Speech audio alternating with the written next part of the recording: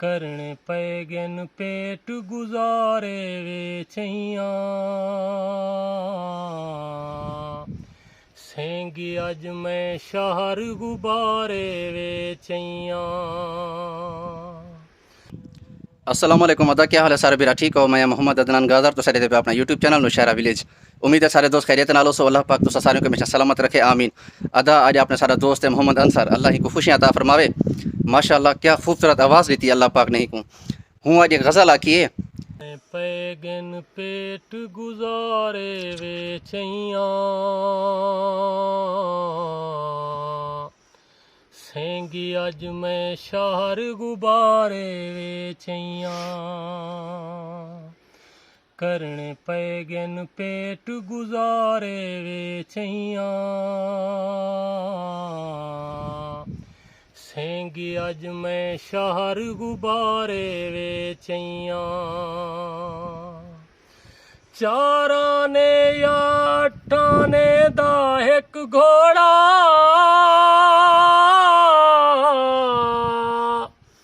چاراں نے یا اٹھاں نے دا ایک گھوڑا جیویں کیویں آگن وارے وے چیاں سینگی اج میں شہر غبارے وے چیاں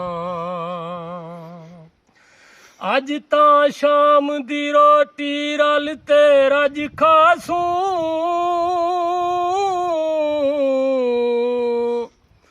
اج تاں شام دی روٹی رل تے رج کھاسوں میں بھی اپنے چھج تے کھارے وے چیاں سینگی اج میں شہر غبارے وے چیاں راڑو دھیا چوکھے کھیڈنے باقی ہیں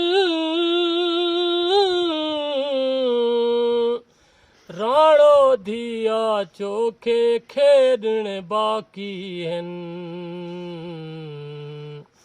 خوش تھی آکھس بابل سارے وے چیاں سینگی اج میں شہر غبارے وے چیاں بک تو مردے بال دی کفنی کل کیتے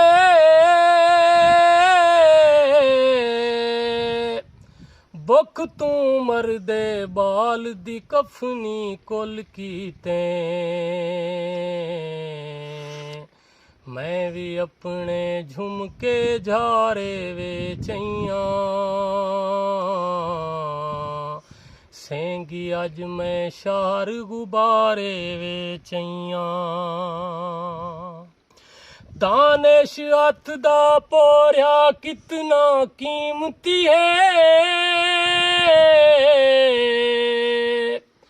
دانش ہاتھ دا پوریا کتنا قیمتی ہے ایویں لگ دے چاندر تے تارے وے چیاں